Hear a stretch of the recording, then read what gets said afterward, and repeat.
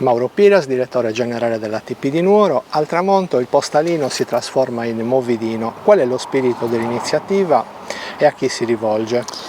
Si rivolge come dice la parola movidino, alla movida della città.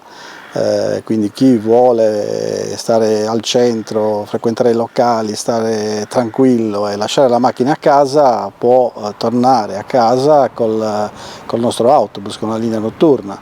La linea notturna che partendo da via Manzoni riaccompagna tutte le persone che lo vogliono nei vari quartieri, il quartiere del Nuraghe, il quartiere della Città Nuova, Città Giardino, Predistrada, insomma il quartiere dell'ospedale, quindi è una scelta che la gente può fare liberamente prendendo l'autobus e lasciando la macchina a casa, con un semplice biglietto per esempio di corsa semplice, spendendo solamente €1 e torni a casa in sicurezza, quindi ti godi la serata in tranquillità senza avere il problema di incontrare, quindi appunto in macchina se ha bevuto qualche bicchiere, le pattuglie, e quindi stai molto più tranquillo.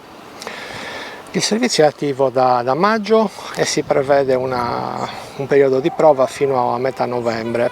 I numeri lasciano supporre che il servizio possa diventare una linea stabile?